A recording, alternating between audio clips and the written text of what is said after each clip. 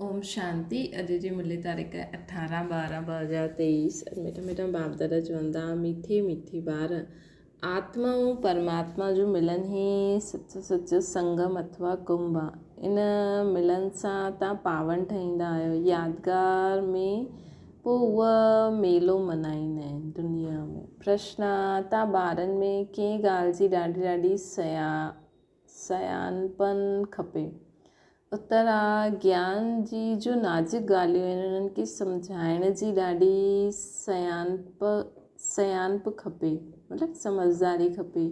युक्ति सां ज्ञान मार्ग ऐं भक्ति मार्ग खे सिद्ध करिणो आहे।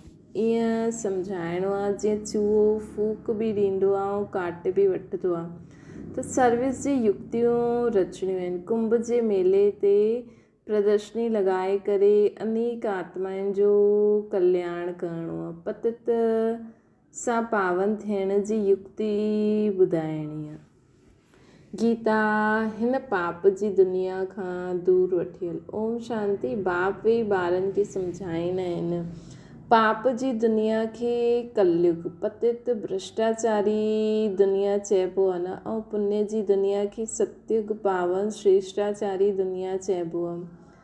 परमात्मा ई अची करे पुण्य आत्मा, पवित्र आत्मा अथवा पुण्य जी दुनिया ठाहींदी आहे न। मनुष्य पुकारदा आहिनि पतित पावन बाप खे, छो जी ख़ुदि पावन आहिनि। अगरि सम्झदा पतित पावनी गंगा आहे, व त्रिवेणी आहे, पोइ पुकारदा छो आहिनि कि हे पतित पावन अचो। गंगा व त्रिवेणी त आहे ई, उन्हनि जे हूंदे बि पुकारदा रहंदा आहिनि। बुद्धि पोइ बि परमात्मा जी तरफ़ वेंदी आहे। परम पिता परमात्मा जो ज्ञान जो सागर आहे, उन्हनि खे अचिणो आहे। सिर्फ़ु आत्मा न, लेकिन पवित्र जीव आत्मा चइबो आहे। बुद्धि जॾहिं माण्हू विस्थूल पाणी वटि वेंदे हुए बि, गंगा त्रिवेणी इन्हनि वटि वेंदे हुए बि बाबा खे पुकारदा आहिनि। गंगा व त्रिवेणी त आहे ई, उन्हनि जे हूंदे हुए बि पुकारदा आहिनि। बुद्धि बाबा तरफ़ वेंदी आहे। परम पिता परमात्मा जो ज्ञान जो सागर आहे, उनखे अचिणो आहे। सिर्फ़ु आत्मा न, लेकिन पवित्र जीव आत्मा चइबो आहे। हाणे पावन जीव आत्मा त आहे न, अर्थात सत्युग में आत्मा और शरीर ॿई पवित्र हूंदा न। पतित पावन बाप ईंदा ई आहिनि तॾहिं जॾहिं सत्युगी पावन दुनिया जी स्थापना करणी आहे। कलयुग दुनिया जो विनाश करिणो आहे। ज़रूरु संगम ते ईंदा न। संगम खे कुंभ बि चइबो आहे। त्रिवेणी जो संगम आहे न, हुनजो नाम रखी छॾियो अथनि कुंभ। चईंदा आहिनि टे नदियूं आपस में मिलंदियूं आहिनि। वास्तव में ॿ नदियूं आहिनि। टी नदी त गुप्त थी वई। त छा हिन कुंभ जे मेले में पतित खां पावन थींदा आहियूं? पतित पावन खे त ज़रूरु अचिणो पए। ज्ञान जो सागर उहो आहे, पतित दुनिया खे पावन ठाहिण वारो। कलयुग खे सतयुग ठाहिण वारो उहो असांजो बाप आहे न। इहे त परम पिता परमात्मा जो ई कमु आहे, कलयुग खे सत्युग ठाहिण जो, न कि मनुष्यनि जो। इहे त सभु ब्लाइंड फेथ आहिनि। हाणे अंधनि जी लाठी खपे। तव्हां हाणे अंध लाठी ठहिया आहियो नंबरवार पुरुषार्थ अनुसार। लाठियूं बि क़िस्म क़िस्म जी हूंदियूं आहिनि। कोई लाठी 100 रुपए जी आहे, कोई 2 रुपए जी बि मिलंदी आहे। हिते बि सभु नंबरवार आहिनि। कोई त ॾाढा सर्विसेबल आहिनि। बाबा चवनि था कोई त ॾाढा सर्विसेबल आहिनि। जॾहिं बीमार थींदा आहिनि तॾहिं सर्जन खे सॾु करिणो पवंदो आहे न। हाणे हीअ आहे पतित दुनिया। तव्हां पावन ठहो था, चइबो बि आहे आत्मा परमात्मा अलॻि रहे बहुकाल। पोइ जॾहिं परम पिता परमात्मा अनेक आत्माउनि जे विच में ईंदा आहिनि त उनखे चइबो आहे संगम जो कुंभ। तॾहिं उनखे चइबो आहे संगम जो कुंभ। मनुष्य कुंभ जे मेले ते ॾाढो दान कंदा आहिनि। उहा कमाई कोई साधु संतनि खे ऐं उहा कमाई थींदी आहे साधु संत ऐं गवर्नमेंट जी। हिते तव्हां तन मन धन सहित सभु कुझु दान करिणो हूंदो आहे तव्हांखे पतित पावन बाबा खे। उहो पोइ तव्हांखे भविष्य में स्वर्ग जो मालिक ठाहींदो आहे। उहो नाम वठंदा आहिनि त्रिवेणी जो, दान ॾींदा आहिनि साधु संतनि खे। वास्तव में संगम हुननि खे चइबो आहे जिते नदियूं अची करे सागर सां मिलंदियूं आहिनि। हुते सागर त आहे न, इहे त नदियूं आपस में मिलंदियूं आहिनि। नदियूं ऐं सागर जे मिलन खे सचो मेलो चइबो आहे। लेकिन इहे बि ड्रामा में नूंद आहे। इन में गवर्नमेंट खे बि रेल मोटर गाॾी ज़मीन आदि जी ॾाढी कमाई थींदी आहे। ट्रेन में एॾा माण्हू वेंदा आहिनि, गाॾियुनि जो किरायो, पोइ केॾी उन्हनि जी कमाई थींदी आहे। त इहे कमाई जो मेलो लॻंदो आहे। हिन ॻाल्हियुनि खे तव्हां ॿार जज करे सघंदा आहियो। छो जी तव्हां ईश्वर जे मथे आहियो। तव्हां कुंभ जे मेले जो अर्थ कढणो खपे। बाबा अहिड़ो निबंध ॾींदा आहिनि जो सेंसिबल ॿार आहिनि उन्हनि खे उठाइणो खपे। नंबर वन सभिनि खां सेंसिबल त मम्मा आहे, पोइ आहे संजय जंहिंखे बाटण जे लाइ पर्चा ठाहिणा पवनि। इहे त्रिवेणी पतित पावन आहे। पतित पावन त सर्व जो सदगति दाता हिकु शिव बाबा आहे। त्रिवेणी खे त सदगति दाता न चईंदसीं न, इहे नदियूं त आहिनि ई। अचण जी ॻाल्हि न आहे, मतिलबु त्रिवेणी नदी त आहे ई सही, पोइ पतित पावन किथां ईंदो। हिते नदी जे अचण जी त ॻाल्हि न आहे। ॻाईंदा आहिनि पतित पावन अचो अची करे पावन ठाहियो। त इहे पर्चा कढणा खपनि। भाउ भेण छा पतित पावन ज्ञान सागर पतित पावन आहे या नदियूं आहिनि, इहे त सदैव आहिनि ई। पोइ तव्हां के सत्ता करो, परमात्मा खे त पुकारबो आहे अचण जे लाइ। वास्तव में पतित पावन त हिकु परमात्मा ई आहे। आत्माऊं परमात्मा अलॻि रहे बहुकाल। उहो ई सतगुरु अची करे सभिनि जी सदगति ॾेई सभिनि खे वापसि वठी हलंदो आहे। ज्ञान स्नान त वास्तव में परमपिता परमात्मा सां करिणो खपे। उहो असां आत्माउनि खे अची करे ज्ञान स्नान कराईंदा आहिनि। पावन दुनिया जी स्थापना परमपिता परमात्मा कराईंदा आहिनि। तव्हां उनखे ॼाणंदा न आहियो। भारत जॾहिं श्रेष्ठाचारी आहियो तॾहिं उन में देही अभिमानी देवी देवता रहंदा हुया। हुनखे शिवालय चइबो आहे। हाणे कुंभ ते वञी करे ॿारनि खे प्रदर्शनी लॻाइणी खपे सम्झाइण जे लाइ। सम्झाइणो आहे पतित पावन हिकु बाप आहे, उहो कंदा आहिनि। उहो चईंदा आहिनि मां ईंदो ई तॾहिं आहे जॾहिं पतित खां पावन ठाहिणो हूंदो आहे। त प्रतिज्ञा करणी खपे। रक्षाबंधन भॻवान सां तैल्लुक रखंदो आहे, न कि साधु संतनि सां। रक्षाबंधन भॻवान सां तैल्लुक रखंदो आहे। असांजी भॻवानु रक्षा कंदो आहे न, हुनखे पंहिंजे स्नेह जे बंधन में बांधे छॾियो त सदा असांजी रक्षा कंदो, न कि साधु संत कंदा आहिनि। प्रतिज्ञा शिव बाबा सां ई कबी आहे, न कि त्रिवेणी सां। हे बाबा असां तव्हांजे मथे पावन ठहिण जे लाइ प्रतिज्ञा करूं था। बाबा बि चईंदा आहिनि मां तव्हांखे पावन दुनिया जो मालिक ठाहींदमि। इहे बाबा जे इशारा। हिन में सर्विस करण वारा ॾाढा तिखा खपनि। चित्र बि ॿिया ठाहिणा पवनि। हिन जे लाइ सुठो मंडप वठिणो पए। तव्हांजो दुश्मन बि ॾाढा निकिरंदा। कोई समय आग बि लॻाए ॾियण में देरी न कंदा। कंहिंखे झगड़ो कराइणो हूंदो आहे त गाली ॾियण लॻी पवंदा आहिनि। तव्हांखे त निराकार निरअहंकारी ठही साइलेंस में रहणो। ब्रह्म कुमारियूं मशहूरु त थी वियूं आहिनि। पर्चा आदि ज़रूरु बांटणा आहिनि। कुंभ जे मेले जो ख़ासि महत्व रखंदा आहिनि। वास्तव में महत्व हाणे जो आहे। इहे बि ड्रामा जो खेल आहे न। हितां खां कोई जो बि कल्याण थी सघंदो आहे, परंतु महिनत लॻंदी आहे।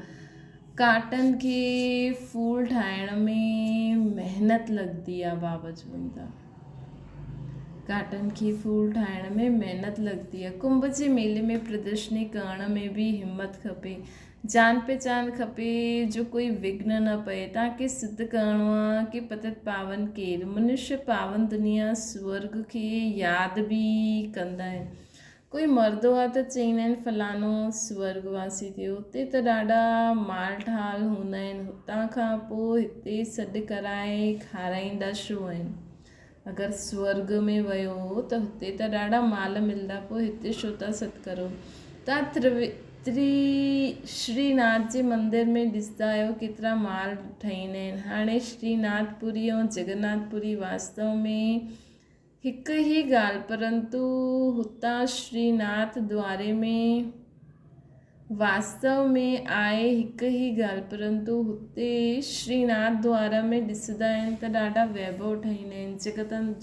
जगन्नाथपुरी में सिर्फ़ु फिका चांवरनि जो भोग लॻंदो आहे, घी आदि कुझु न पवंदो आहे। इहो फ़र्क़ु ॿुधाईंदा आहिनि न।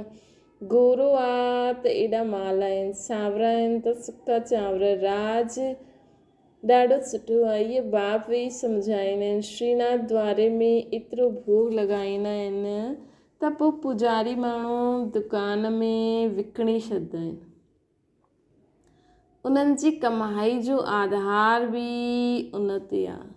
श्रीनाथ द्वारे में जेॾो भोग लॻाईंदा आहिनि, पोइ पुजारी दुकान ते विकिणी छॾंदा आहिनि। पोइ दुकान वारा बि प्रसाद खे विकिणंदा आहिनि। उन्हनि जी कमाई जो आधार बि उन ते आहे न। मिलंदो मुफ़्त में आहे, पोइ कमाईंदा आहिनि। त ॾिसो केॾी अंधश्रद्धा जी ॻाल्हि आहे न भई। श्रद्धालु अगरि एॾो घी एॾो उहो चढ़ाइनि था त पुजारी ठाहे करे उहो प्रसाद भक्तनि में बाटनि न, उनखे पोइ विकिणी ईंदा आहिनि। पोइ भक्त उतां ख़रीददा आहिनि। केॾो ख़र्चो आहे भक्ति में।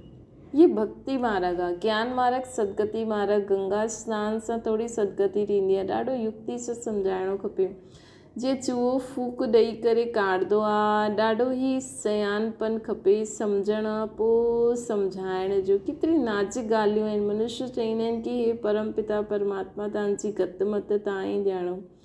इन जो अर्थ त सम्झंदा ई न आहिनि। तव्हांजी मत सां जो सदगति मिलंदी आहे उहा तव्हां ई करे सघंदा आहियो, ॿियो कोई करे न सघंदो आहे। सदगति दाता हिकु बाप ई आहे। सर्व जो सदगति दाता हिकु बाबा ई आहे। सर्व अक्षर ज़रूरु विझणो खपे। सम्झायो ॾाढो आहे, परंतु सम्झण वारा त थोरा निकिता आहिनि। प्रजा त ॾाढी ठहींदी रहंदी आहे। मनुष्य ख़ुदि जे नाम ते ॾाढो दान पुण्य कंदा आहिनि त हिकु जन्म जे लाइ फल मिलंदो आहे। हिते त 21 जन्मनि जी ॻाल्हि आहे न। ईश्वर अर्थ दान करण सां ताक़त मिलंदी आहे। इहे ईश्वर खे ॼाणंदा ई न आहिनि त ताक़त ई न रही आहे।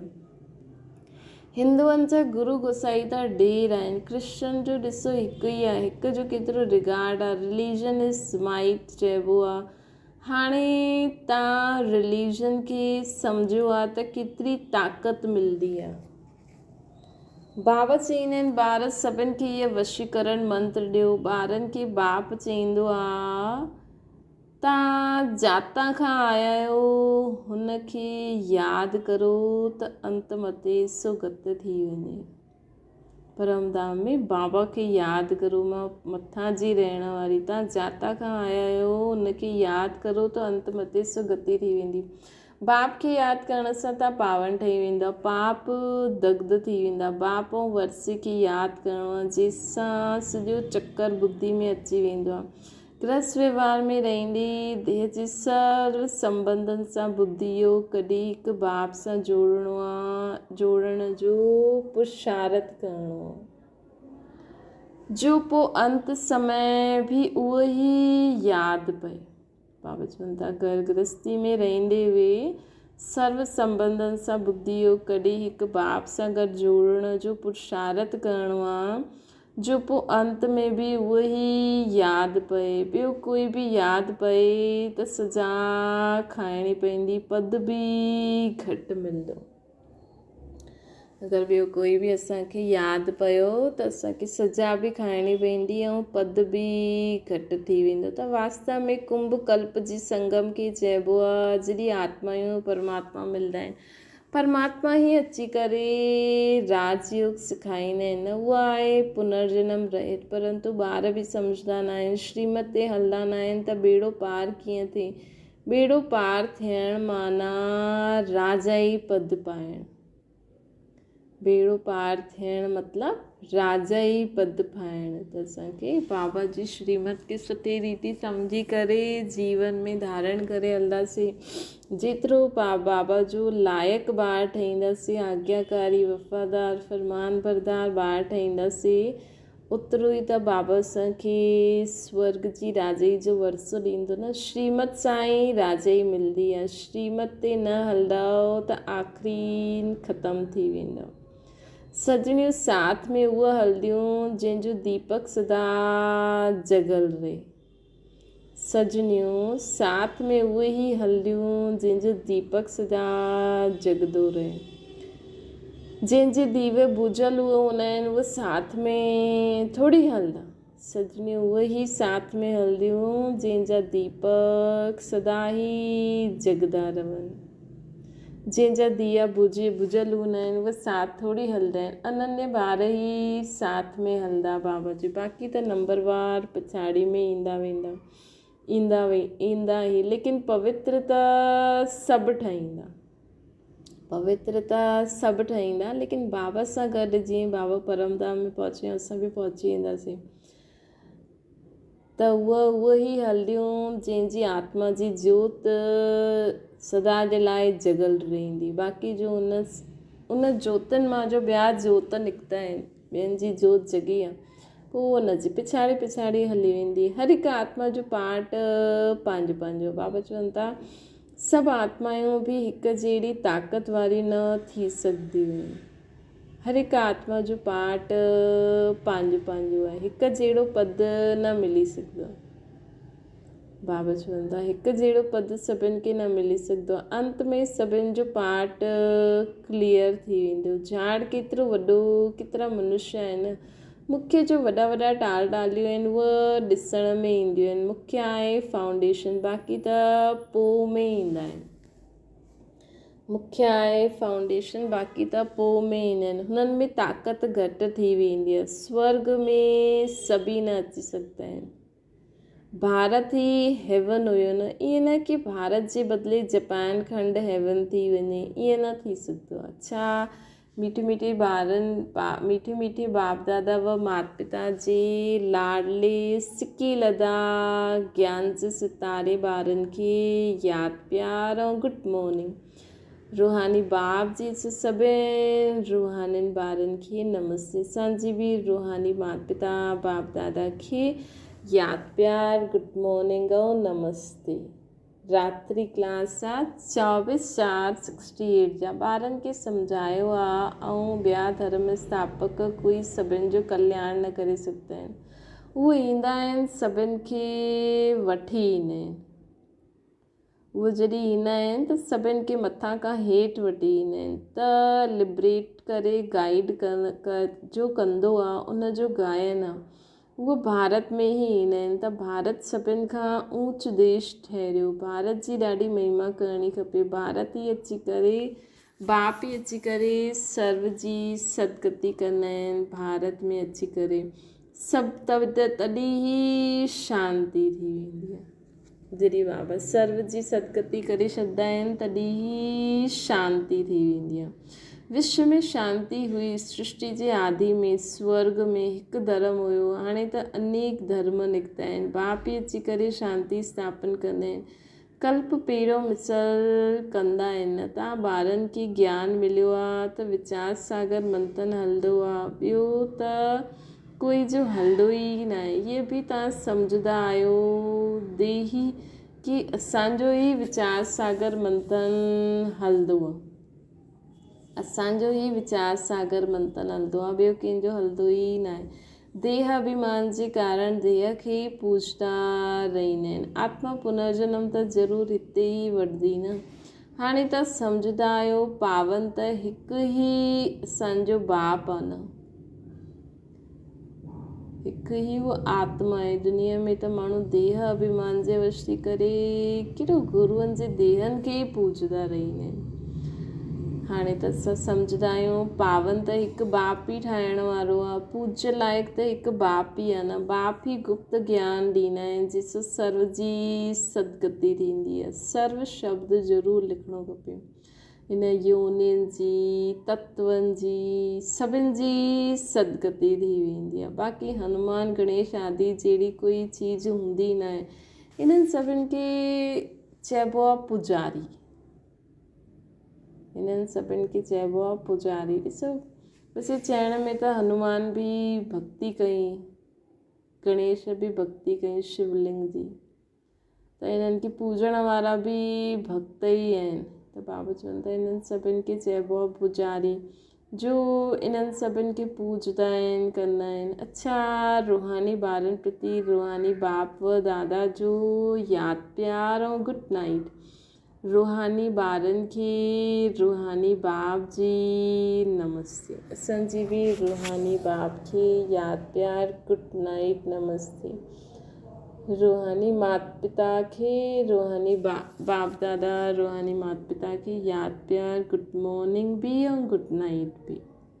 धारणा जे लाइ मुख्य सार, सजाइण सां बचण लाइ देह जे सर्व संबंधनि सां बुद्धि योग कढी हिकु बाप सां बुद्धि योग जोड़णो। अंत समय में बाप जे सिवाइ ॿियो कोई बि यादि ई न अचे, स्मृति थी वञे सभिनि जी।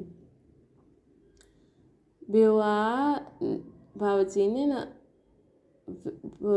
अपवित्रता जी विस्मृति, अपवित्रता जी के अविद्या थी वञे। ऐं इहा बाबा जो असांखे ज्ञान वग़ैरह इहे सभु ज्ञान इहे सभु ॾींदो आहे, हिन जी सदा स्मृति रहे, बाबा जी स्मृति रहे। अंत में त बाबा चईंदा न ज्ञान व्यान कुझु बि यादि न रहंदो, बसि मां आत्मा हिकु बाबा बसि। ॿियो आहे निरहंकारी ठही साइलेंस में रही काटन के फूल ठाहिण जी महिनत करणी आहे। निरहंकारी ठही साइलेंस में रही काटन के फूल ठाहिण जी सर्विस करणी आहे। श्रीमत ते अंधनि जी लाठी ठहिणो आहे। कोई कुझु बि चईंदो रहे, असांखे सभिनि जे लाइ शुभ भावना शुभकामना करणी आहे। कोई ॿुधे न ॿुधे असांजे अगेंस्ट वञे त बि निरअहंकारी ठही करे साइलेंस में रही करे काटन के फूल ठाहिण जी महिनत करणी आहे। श्रीमत ते अंधनि जी लाठी ठहिणो आहे। पावन ठही पावन ठाहिणो आहे। वरदाना समृत संकल्प द्वारा जमा जो खातो ठाहिण वारा होली हंस ठहो। जीअं हंस कंकण ऐं रतन खे अलॻि कंदा आहिनि, ईअं तव्हां होली हंस अर्थात समृत ऐं व्यर्थ खे परखण वारा ठहो। कहिड़ी चीज़ सही आहे ऐं कहिड़ी चीज़ व्यर्थ आहे, हिनखे परखण वारा होली हंस ठहो। अहिड़ा हंस कॾहिं कंकड़ खे चुगी न सघंदा आहिनि, अलॻि करे रखी ॾींदा आहिनि, छॾे ॾींदा आहिनि, ग्रहण न कंदा आहिनि।